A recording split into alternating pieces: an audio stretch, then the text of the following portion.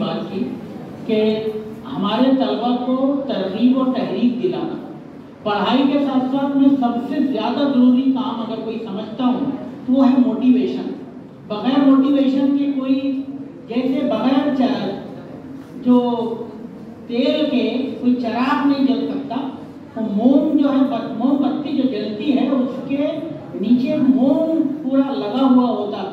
بالکل اسی طرح سے انسان اس وقت آگے بڑھتا ہے جب اس کو کوئی ترغیب اور تحریک ملتی ہے، اس کو موٹیویشن ملتا ہے۔ اور اس پروگرام کا بنیادی مقصد موٹیویشن ہے۔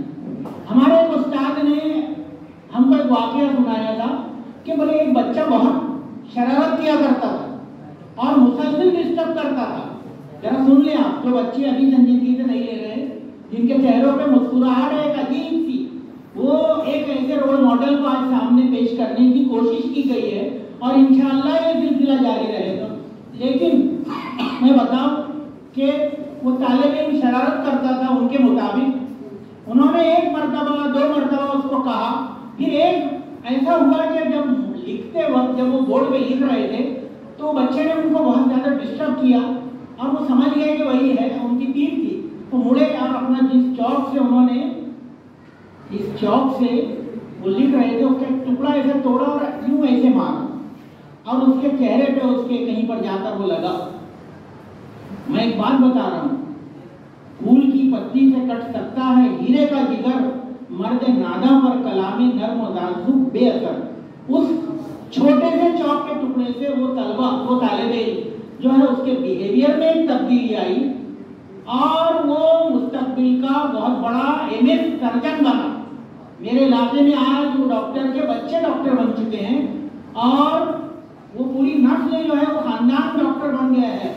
میں جانتا ہوں ان کو بہت، یعنی میرے محلے کا تعلق رہا ہے ان لوگوں سے، ان کے بارے میں انہوں نے وہ ڈاکٹر کے بارے میں کہا تھا۔ میرا یہ کہنا ہے کہ دیکھیں، چھوٹی چھوٹی باتوں سے حوصلہ لینا اور سبق لینا یہ اسکول میں سکھایا جاتا ہے۔ اسکول کا طالب علم کتنا بھی آگے ہو جائے، ابھی انصار صاحب کا نام سر نے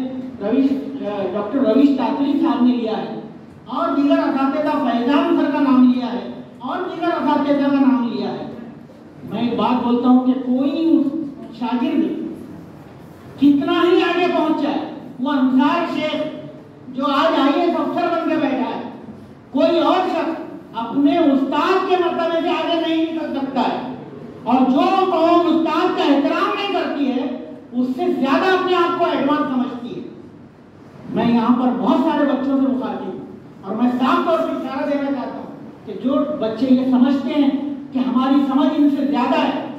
کبھی زندگی میں آگے نہیں بڑھ سکتے۔ یہ جو ان کے آگے بڑھنے کی ترقی کی راہ ہموار ہوئی ہے، میں نے بہت سارے لوگوں کو دیکھا اور اتفاق سے میں جس محلے میں، جس بستی میں میں یہاں پر میرا کار عمل ہے، جس اسکول میں میں پڑھا رہا ہوں، وہاں کے لوگوں کو میں نے اپنے بیہیویئر میں سب سے منکسر المزاج پایا۔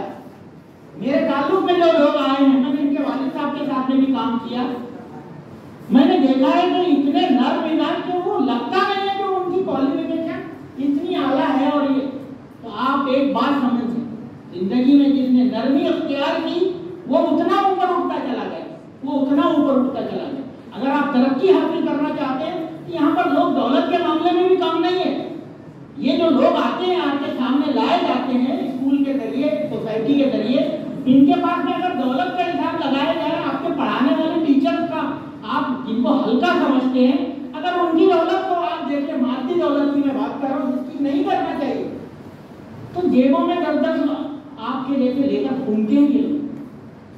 پھر ٹیچر کا احترام، یہی ہے وہ علم کہ وہ علم پروس رہے ہیں، دے رہے ہیں، اور زیادہ راہ لے کر جائیں یہاں سے۔ ہر بار میں یہی بولتا ہوں کہ ایک کوٹلی ہوتی ہے سفر کے لیے، جب نکلتے تھے ماضی میں، اب تو آسان وسائل ہیں کہ ہوائی جہاز میں بیٹھے نکل گئے، آدھے گھنٹے میں پہنچ گئے۔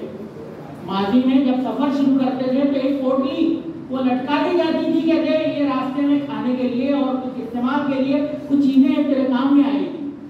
آپ کو معلوم ہے حضرت عبد القادر جیلانی رحمۃ اللہ علیہ کا واقعہ آپ کو ہمیشہ یاد رکھنا چاہیے کہ ماں نے ان کو کہا تھا کہ کبھی جھوٹ مت بولنا، وہ زیادہ رہا تھا، اور وہ واقعہ جس سے وہ ڈاکو جو قبول طائب ہوا،